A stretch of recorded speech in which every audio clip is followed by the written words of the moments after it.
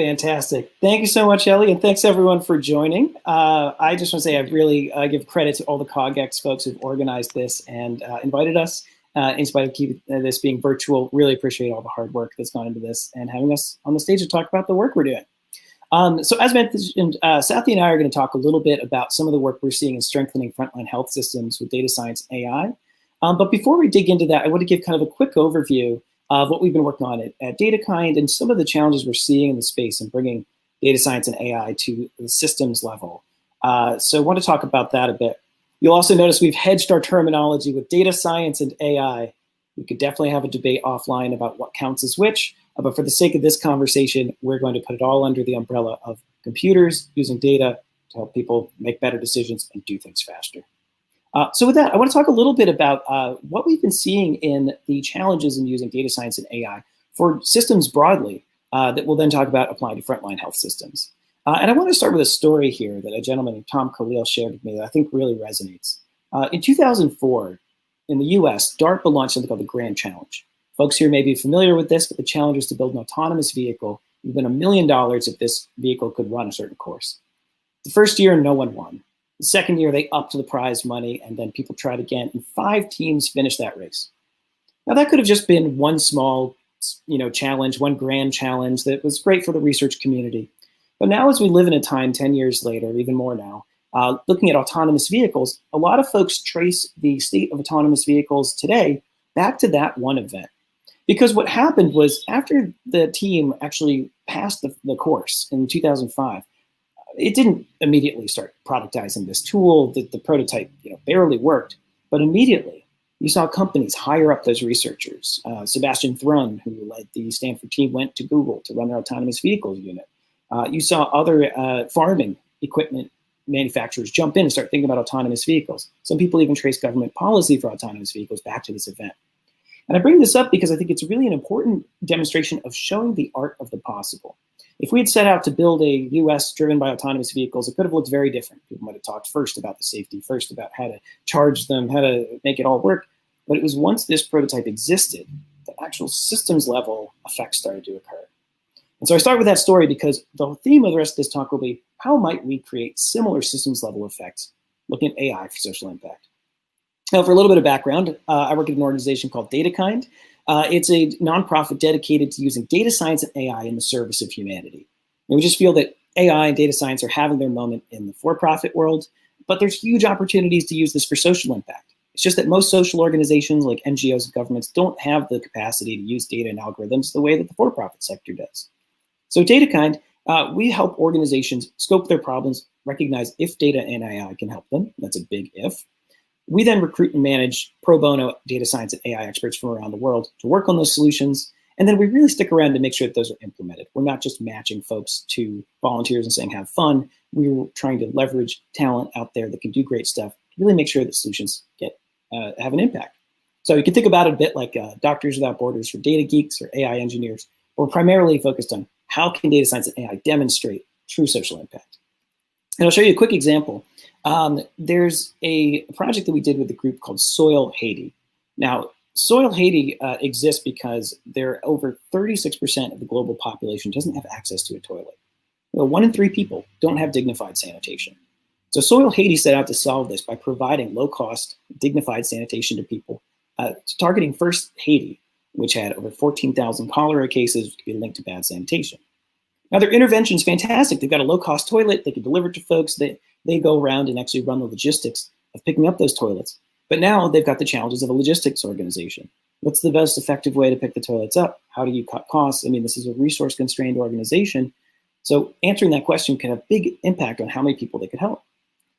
So we teamed them up with some data scientists who work in route optimization, some work at large tech companies. They built a tool that uses Google's OpenStreetMaps and Google OR tools to basically write an algorithm that says, here are the most optimal places and stops that you should make instead of just deciding this ad hoc. Here's where you can go to pick up sanitation quickest and where it's most needed. As a result, the Soil Haiti team has already seen a 13% reduction in overall trips. And that's for an organization with very few resources, that's a huge amount. So we see lots of examples of stories like this, where an organization has a operational challenge. You wouldn't necessarily think of them as a data company, but you can bring in these algorithms, they can have really effective outcomes. And this is just one of 300 projects that we've seen across the DataKind network. Again, you're seeing me here speak, but really I'm trying to speak on behalf of the 20,000 data scientists and AI engineers around the world that have signed up to help, the over 300 projects that have been done across not just the cities that I live in here in New York, but also in our chapter cities in DC, San Francisco, Bangalore, Singapore, and the UK. So we love these stories of our project. We can talk about all day the cases where we see data science and AI helping social impact. But I want to go back to that story that we started with in the DARPA Grand Challenge. And the question I have is like, why, for all of the new projects we're seeing from DataKind and even from tech companies that are starting to do AI for good efforts, why are we not seeing this kind of scale effect? Why aren't, it's possible that the Soil Haiti project could work for all sanitation organizations. And indeed, we do see applications of that tool in other places, but it's not going to spread like wildfire the way that tech solutions do in the for-profit space. And so the question that we've been wrestling with is, what is it going to take to create that level of prototype that demonstrates that art of the possible for systems change?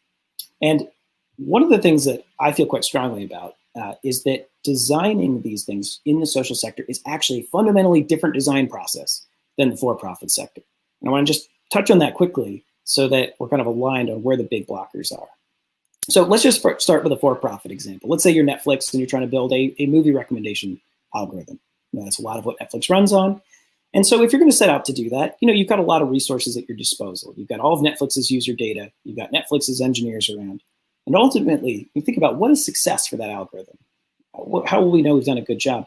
Ultimately, success is, frankly, not to say this cynically, that people keep subscribing to Netflix, right? You get people who have a better experience, you get more customers on. But it's worth noting that Netflix isn't devoted to creating like equitable viewing habits, right? And in fact, to the contrary, they want to show you the stuff that you want to see and that you click on most. And so it's important to note that when you're building algorithms that then scale across companies in the for-profit sector, most of it comes back to, are we getting customers? Are we growing our base? Now, take the example of a problem in the social sector, and immediately you're going to see a difference. So let's just say they said, yeah, let's build AI to reduce the time to detect malaria outbreaks. Well, first off, no one organization owns that problem.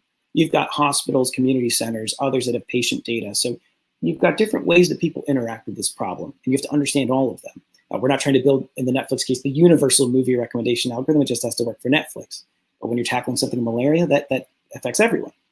Also, every organization has its own data. We work in a field in AI where you have to use the resources that others have a lot of the time, and that's one of the unique things that means you've really got to get in there and actually access that data.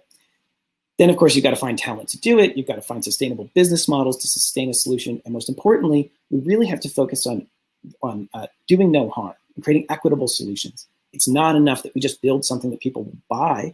It's important that it solves the problem. So we probably wouldn't accept a malaria detector that only works in the richest areas, right? That's not very equitable.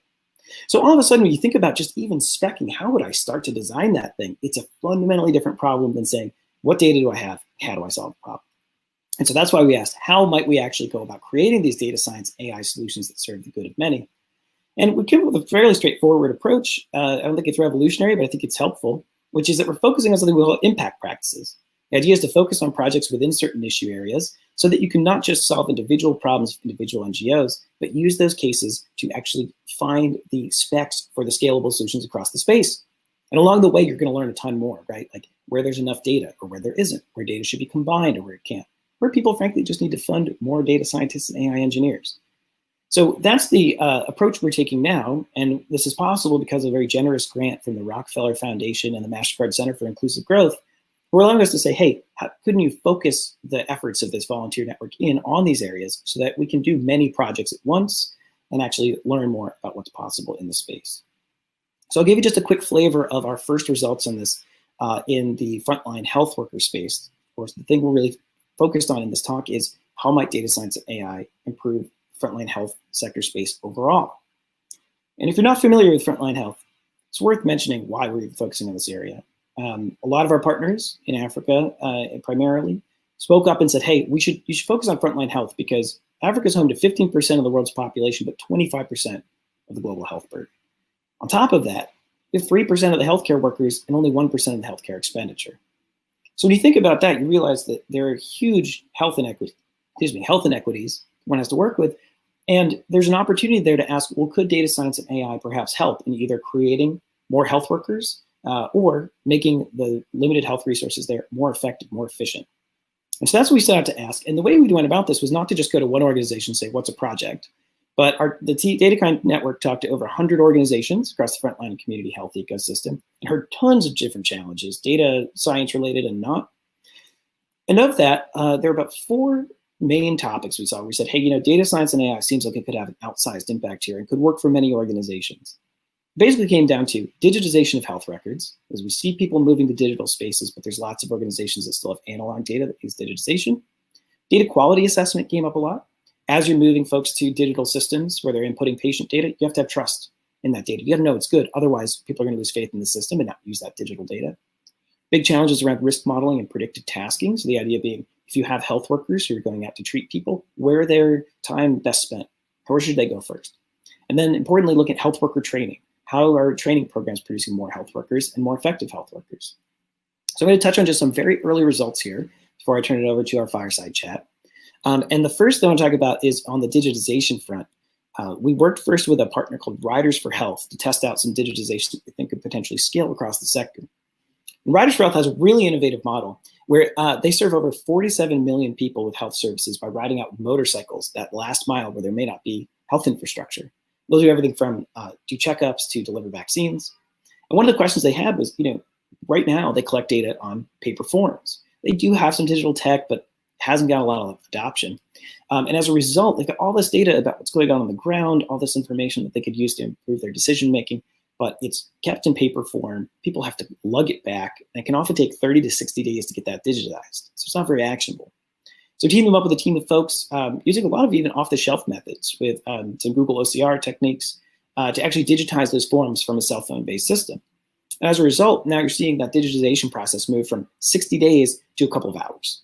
So now all of a sudden you can say, hey, this is great because other organizations might be able to digitize their health records, even if they've been on analog systems for a long time, or at bare minimum, start using that data for analytics. So in the next phase, the team is now thinking about which partners within the health system could then test scaling this out further. Another quick anecdote I want to tell comes from Medic Mobile, who's actually covering both of these areas on data quality assessment and predictive modeling. So teams have been looking across Medic Mobile's data. So Medic Mobile is a platform that allows CHWs to connect and use digital tools. So they've got tons of data from folks, health workers that are, I think, over 28,000 frontline health workers around the world, working on 800,000 patients. And as a result, they've got this community health toolkit that's an open source toolkit that the team is building on top of to actually write automated anomaly detection. So now, if it says, hey, there were 9 births last month and now there's 99 births this month, we can flag that to an administrator and say, hey, is that real? Did we have a lot of births, or did somebody accidentally just type in 99? And of course, looking for much subtler patterns or deviation. We think if that works well, there are 2 or 3 other platforms that this could spread to, and that could produce much higher quality data, trusted data that governments could then use as they scale these platforms. Team's also working on predictive risk modeling, understanding if they can scale a model that a group called Living Goods had first built, to understand where should people go to deliver urgent care most urgently. And the team's now trying to scale that out, seeing some very interesting results where it does and doesn't work. And lastly, quickly, because I don't want to take up too much of our time here, we worked with Jacaranda Health. We're going to hear more from Sathy about that. But I'll just say very quickly, the exciting thing about working with Jacaranda Health is that they administer, well, first off, they give affordable maternal health care to folks all across Nairobi. And they have 150 public health facilities that they oversee. And they train a lot of health workers. The question was to understand, how can we optimize our training programs? Because if we can figure out what's most effective, well, we can scale that out to other hospitals. We can have more community health workers trained more effectively. And how do we look at our data to even assess that? So I'll pause there because I know Sathy will talk a little more about that project. But I think what's really important about all of these projects is instead of just starting with one organization saying, hey, how could data science and AI help you? The approach that the network is now trying to take is to say, how can we tackle kind of more endemic challenges with partners that might grow to other partners and have that kind of DARPA grand challenge effect? And so very quickly, I'll leave you with some things that we're seeing, even just from these early efforts about 12 months in. The first is that the point isn't to find the killer app, so to speak, but actually more to de-risk the space. It's another term from Tom Cleal I really like. just say, if we can at least touch the data and build these prototypes, can we find out what is going to work or what isn't, so that other investments can move in? We're going to make it kind of safe enough for people to do other projects. We're seeing a lot of results really positively from that. Focusing on the critical problem, I think, extends to any data science or AI project. But of course, you get lots of pitches for cool AI that doesn't necessarily attack the systemic problem. There's oftentimes the kind of unsexy, process-driven work that really seems like it could have outsized effect, like things like data quality assessment or digitization. But on the other hand, I just want to say, like, we see a lot of times you don't have to be a high-tech, organization with an AI team to see the benefits of high-tech. And I think Riders for Health is a great example.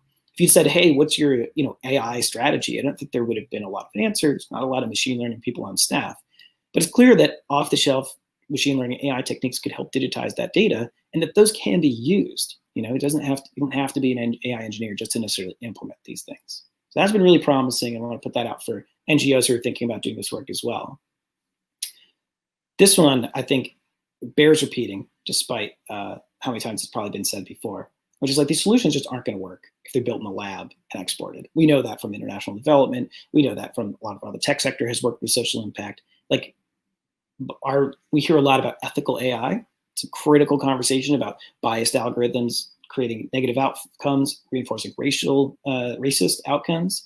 And I think the challenge here that we see as a linchpin here is not to perfect the algorithms to be, unbiased in the lab. That's important work to do. But like, ultimately, what's going to make ethical AI is that the communities affected by AI are controlling it. They can turn it on, they can turn it off, they can tell you how it works. So just want to reinforce something that's often been said in these spaces, but that these solutions have to be built alongside, if not by, the social organizations and their communities that are running this. And lastly, I think one of the key linchpins for us is looking to platforms and partners to scale. We see a lot of AI for good projects that are, again, come from the source of who's the kind of big name NGO we can work with because they might be ready, or who do we know? But I think stepping back and saying, where is there a platform, or where are there already collectives of folks working on problems where data science and AI could work for all of them? That's where I think we might be able to unlock more of this opportunity. So we're super excited about the early results of this work, but would really welcome conversation from folks about critiques of the design, suggestions for improvement.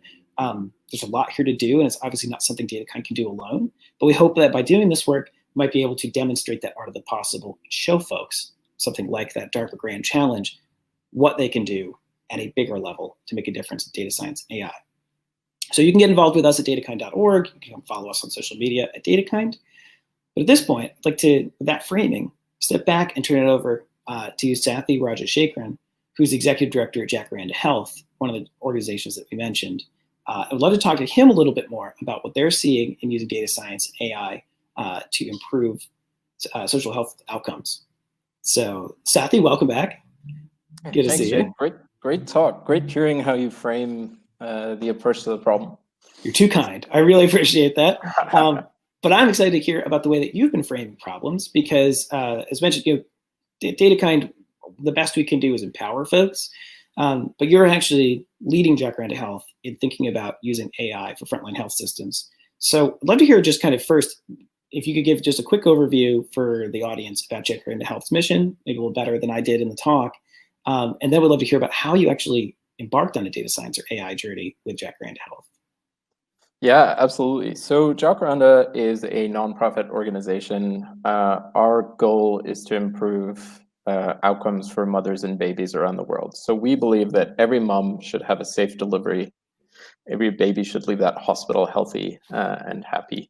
And we've, over the last couple of years, been working with government hospitals because in Kenya, especially, and many hospitals around this part of the world where I live, most underserved women are seeking care in a government hospital. So the question is, how do we improve the quality of care in a government hospital so that mothers' lives are saved, so that babies leave healthy and happy? And we, because of our history as a private sector provider, decided to adapt some of the approaches we used in our own facility and test them with government hospitals in partnership. So the goal is to deliver solutions that can improve outcomes in government hospitals. And we take a very simplistic view to what's driving the challenges, which is, it's simplistic, but actually well borne by studies. which is you need to get a mom to care at the right time and the right place, especially when there's an emergency scenario. You need to make sure that when she gets to care at that hospital, there's a provider with the right skills to be able to manage the situation. And if that provider is not able to manage the situation, they need to be effective in being able to refer that mom to the right facility where she can then get care.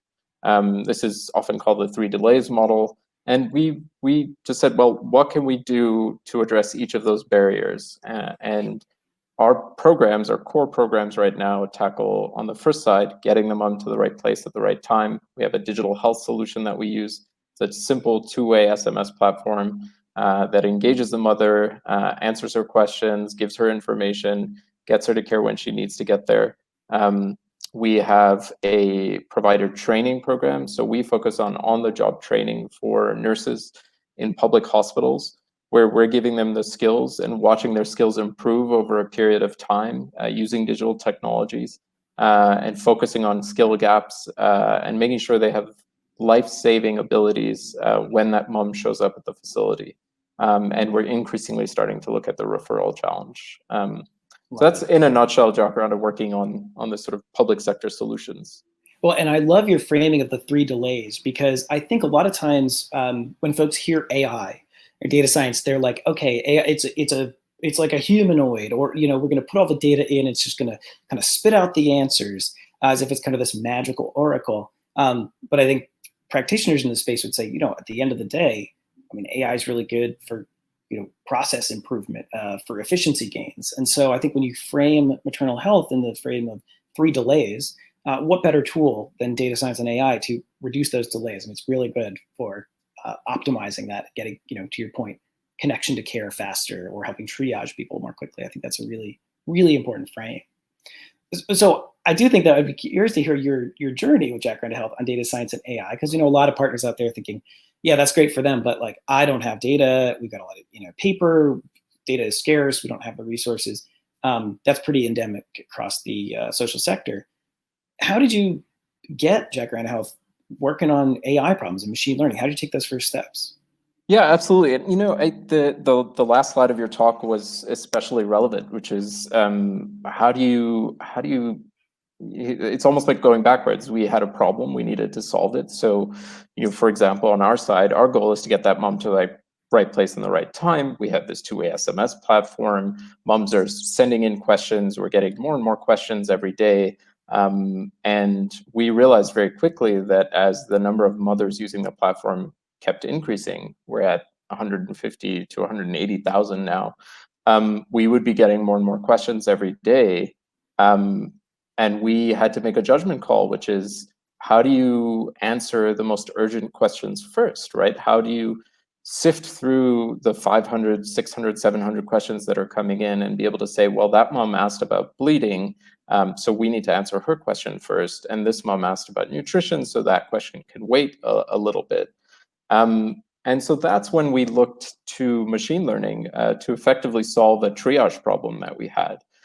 So the idea was never, hey, let's test out machine learning. I don't have a coding background. I don't have a machine learning background. The idea was, are there solutions out there that can help us solve our problem? And we looked at off-the-shelf available solutions. And the idea was, well, we're running a help desk. What do people in the industry or the commercial space use? And we increasingly saw chatbots being used. And because there's a commercial market for it, there are off-the-shelf solutions for it. So we tinkered with a couple of off-the-shelf options and said, oh, can we answer mothers' questions this way? We had to adapt our solution because like the use cases are different, and finally settle on an approach that augmented and optimized our help desk's ability to get to those moms quicker. So to your original question, which is, like, do you have to have kind of an AI base? Do you have to have a data science base to get involved? I think technology has moved so far and so quickly that organizations such as us on the front lines with very limited technical skills are able to now iterate, adapt, and deploy. I think that's super exciting that we've closed that gap a little bit to where you don't always have to pull in like someone with a PhD in machine learning to kick off your work, that there's a lot of off-the-shelf stuff that works. But just to pull on that thread a little bit, I know a lot of organizations we run into, government and nonprofit, often will still go to say like purchasing something, right? Saying, well, I guess I have to buy a product. But it sounds like, I mean, you even used the word tinker, right? It sounds like you and the team actually committed to kind of doing this hands-on. What was that like? I mean, did you spearhead that? Did you need to get buy-in? Because I think in our experience, a lot of folks are a little nervous to take that approach or just don't have the time. So I'd love to know how you chose that route and got it running, that you actually worked on this stuff yourselves. Yeah, I mean, that's a really interesting question. So, we have the luxury of being resource constrained, right? And when you're resource constrained, you'll hustle to find a solution that works with absolutely no costs involved. And frequently the constraints are what drives your approach and your innovation. That's been seen in many organizations. As we've grown, though, since starting this work and expanding our programs, we've also tried to maintain that safe space, right? This sort of the sandbox where you can test something, keep it within a certain geographic area, of course, engage the end users and the beneficiaries to make sure they're aware of what you're doing, maintain the highest standards of ethics and accountability, but at the same time, give yourself the freedom, give the organization the freedom to test rapidly, fail quickly, understand what to improve, and then iterate. The other thing I would say is we have been incredibly lucky to partner with organizations such as DataKind, who are willing to provide additional support, connect us with experts to say, hey, you've got to start here. Now you can maybe test this approach, or let's use some of the initial findings that you have and now look at what the industry would do. And we've certainly done projects with other organizations where we've been partnered with the top experts in the industry to be able to help us say, oh, okay, these are the 3 things you need to do. This is how you test it.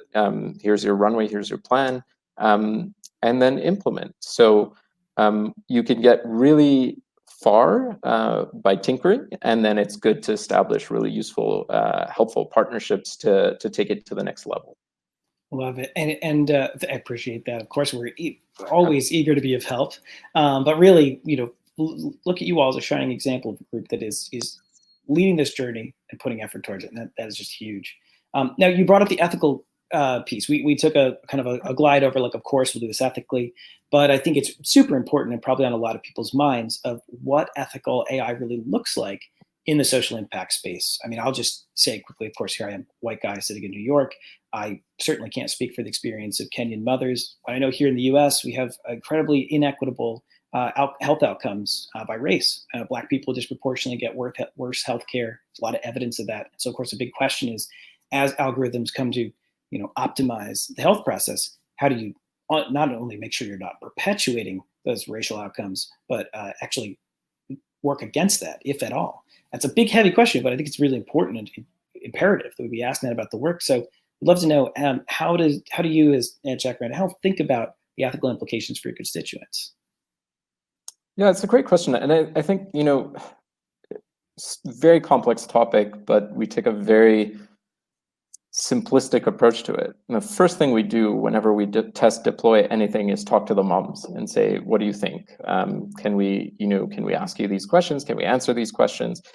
We've actually asked mothers whether they prefer a chatbot versus, a human help desk agent. Would it be okay if we sent an automated response? We always ask the moms. Those are the end beneficiaries. That's the whole point of what we're doing. The second principle is, it's important to remember we started as providers, so we have that obligation to do no harm. So no matter what technology we use, what approach we use, we need to keep the outcome in mind, which is, are we doing right by the end user? Is this going to improve someone's life?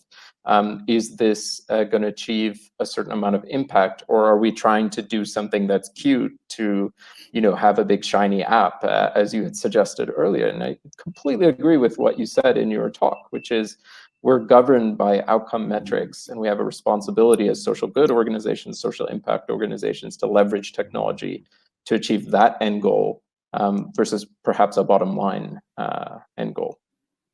I love that. I think it can't be emphasized enough that that's one of the things that I think is so I'm optimistic about in using data science and AI in the social sector is that I think a lot of the challenges that we face today with kind of inequitable outcomes from AI is because, and again, I say this not, I, I use a lot of the tech from these companies, but when it's coming just from the for-profit space, it's not required to create a positive social outcome. But you at Jacaranda Health are instituted simply to do that. Like that is the end goal. And so I think technology must always be in service of that. As I think Josh Nesbitt from Medic Mobile says, we're trying to optimize for equity, not just efficiency. And I think that's really, really important and a difference that we can make with data science and AI in the social sector that if you just port it from the for-profit world over, you're not necessarily going to get. So I think that's so important that y'all are doing that, and it makes me excited and hopeful for this technology in the space. Yeah, and one of the things you said in your discussion was really relevant. I mean, we like to be boring. We like to focus on the process, like to optimize, like to get it right, because that 5% optimization, getting to the mom 1 hour quicker, that's saving a life, right? Like, so the end outcome is massive. The tech may be basic, maybe we're not paradigm shifting, but it doesn't matter because we're focused on the impact. So, but I think all these tools, data science, AI, these all help incredibly in de-risking and optimizing and changing the game, really. I love that. So let's talk about changing the game a little bit and scaling, maybe first within Jacaranda Health.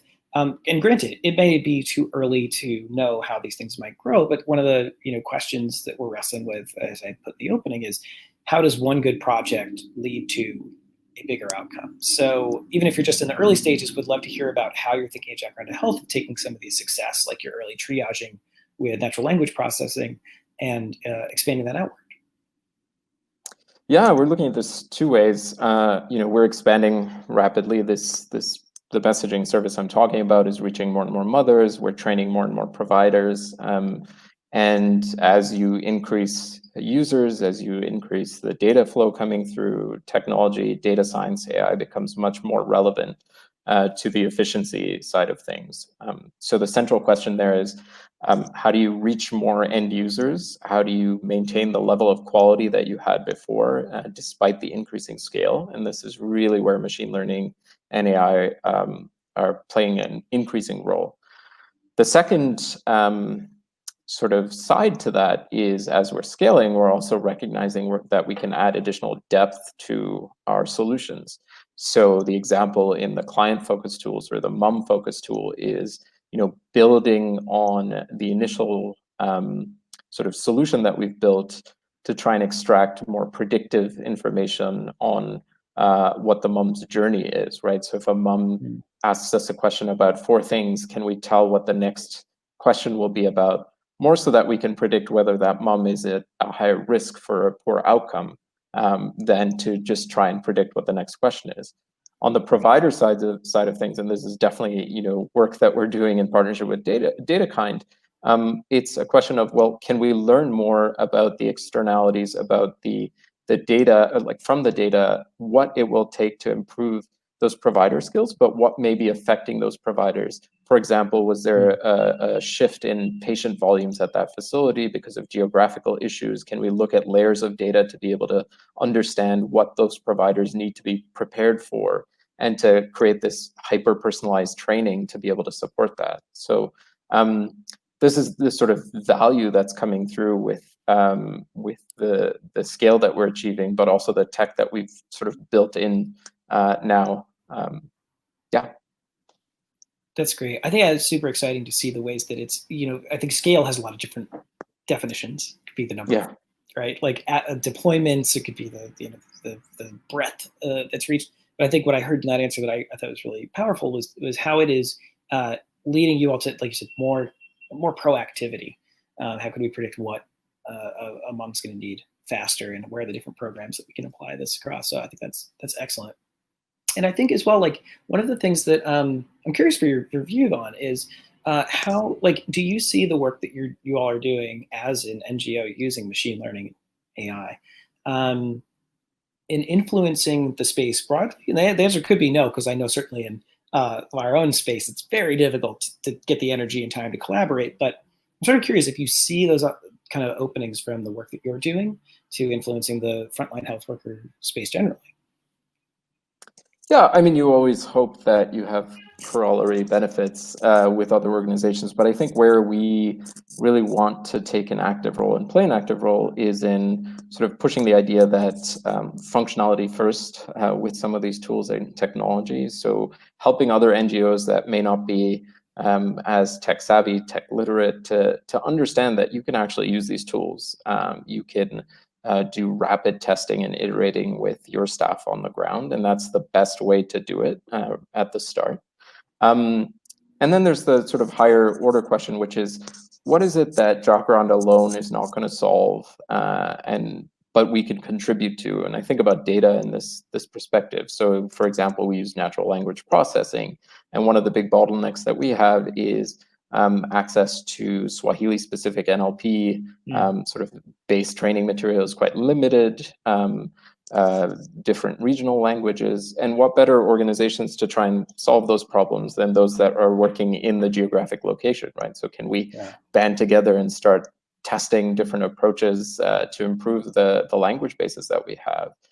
Can we look at various provider level issues, both at the community health level as well as at the hospital level? And I think this is really where the data starts to, there's such a synergistic value for the data when organizations get together.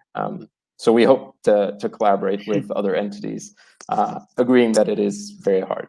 Of course. But I think that's an interesting thread to pull out, that again, depending on where our audience members come from and their data science and AI experience, something that I hear in that is that, unlike if you work at a big company, like the example I used in my talk with Netflix, where you can just say, hey, what movie data do we have? We know there's some open source movie databases we can use. There's just kind of some obvious places to look for the data. Tell me if I'm extrapolating too much here, but my understanding is across these frontline health organizations, you have smaller but incredibly unique data sets, for example, on requests in Swahili. And I don't know, I'm not familiar with the space. There could be a giant, tagged database of Swahili medical requests, right. But if there isn't, then it seems like that information lies kind of sharded across the different organizations, and there could be power in either learning from those individual sets or bringing them together. But tell me how much that squares with reality, because that's what I'm hearing, but I could be off. No, it's absolutely true. We have hundreds of thousands of text input that we're using to train our machine learning models, but what could we do with 1 million, right? And we're not going to reach 1 million soon, so that is where collaboration comes in. And if we're all dealing with this tiny sort of segment of data, you're not tapping into the true value of machine learning platforms. And so the unfortunate thing is that the use cases for machine learning tools tends to revert to large databases with health information, sort of routine health surveys and things like that. But the true value, or sort of this incredible value that could come out, is when organizations such as ours start contributing to a shared data set, and then we extract maximum value from that. I love that. That's really exciting. So I've got someone else who wanted to hear your talk behind me here. I'm not on video. I got a cat walking through here. But in any case, just wanted to say, as we've got maybe 5 minutes left, what kind of recommendations or advice might you give to other social organizations, be they health or otherwise, that are thinking about using AI and how they should start addressing that challenge? Yeah, number one, start with function first. What problem are you trying to solve? And in health, there are numerous problems, numerous issues that we need to deal with. So if you start with the problem first and back your way into the technology, that's usually a much better way to do things than to start with the tech and try and find a solution to apply it to, or a problem to apply it to. I think the second is work with organizations on the ground. As you were saying, 100% endorse that. It is folks on the ground who really know what's going on, who can give you a deeper insight into the problem, the shades of the problem, where the data sources are going to come from, and the unique opportunities to be able to solve those problems. So I think those are the two big things I would really want to get across. And maybe the third one is just generally as a field, try and build capacity as much as possible for stakeholders in the process. Government officials need to understand what this technology is, what the ethical implications are. The world is moving really quickly, but at the end of the day, they are responsible for delivering healthcare to their citizens. And so we all need to do a much better job of bringing them along and educating them and helping them understand what it is this tech can do, what it can't do, and what the ethical implications are. I love that. And have you seen any indicators of, even just within Jacaranda Health, ways that your capacity has grown by doing these projects? Like what specifics you've seen about increasing your own capacity? Yeah, 100%. I mean, our tech team's grown, and we're hiring a data scientist and putting it out there. So yeah, absolutely. This has now become bread and butter for us. We really need the talent. So that's fantastic. And just one logistical question on that, because I think a lot of folks struggle to get the budget for this. I mean, data science is often seen as special project or innovation funding. If this isn't too personal, did you all sort of have the budget and just reallocate it, or did you then have to go back to funders and say, hey, look, this is really transforming things? Or how does one get a data science team at a nonprofit? Well, I think what's great is, I mean, we fundraise for it specifically, but what's great is there are so many organizations that are recognizing the value of this, so funders. So to be honest, we've been supported really well, and it wasn't that much of a lift to make the argument. So I think everyone's sort of gravitating towards the value of this for organizations such as ours. That is fantastic. And so if there are people listening to this who are data scientists who might want to apply, where should they go to learn more about that position? Yeah, it's definitely on HireHive, or you can check out LinkedIn. I think we've posted it. You can definitely hit me up on LinkedIn. That's probably a bad thing to say, but yeah, well, I would say go to Jacaranda Health on LinkedIn, Google it. It's just like the plant. And if you're a data scientist looking for a role, maybe you could be helping out on the front lines of health. And Sathy, I want to thank you. We're coming up on time here. So I will throw to you to see if you have any closing thoughts, but I want to just build on one little soapbox piece of what you just mentioned, which is to say quickly to the audience, if folks are interested in generally tackling data science and AI challenges at scale, please check out DataKind.org. We're always looking for smart folks who either want to contribute their skills or just advise on what you know about frontline health. Economic resilience is another issue area that we're looking at. So please do come check those out. The other thing I'll say is, I think one thing I'm going to maybe hear a little hard in Sathy's response that I want to emphasize is, in my experience, and Sathy, you tell me I'm wrong, but what I'm hearing here is like, this isn't just a one and done thing. This is a marathon, not a sprint. And so if you're a tech company who is looking to do social good, how can you plan to commit for the longer haul? Maybe it's not just one project that you can talk about, but how do you stay in a space? I know it can be hard. Not a lot of incentives often to do that, but I think that's one way to start thinking about a shift. Similarly to foundations who fund this, it's awesome actually that Sathy's getting huge support for this. I would also think, how can you support your grantees long-term, or how can we fund sector-wide kind of commitment to innovation as opposed to an individual project, which is often what we hear from our partners.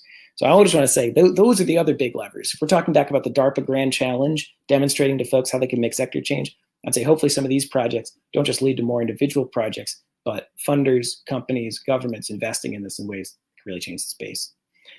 So before we turn to Ellie to close us out, Sathy, any final thoughts? No, I just endorse everything you said. It's absolutely a marathon, but the impact and the payoff is amazing and huge. Love it. Perfect line to end on. And I just want to thank everyone so much for their time to listen to this. Sathy, for joining us. It's been a great chat. Want access to more CogX videos? Subscribe now for free at cogx.co.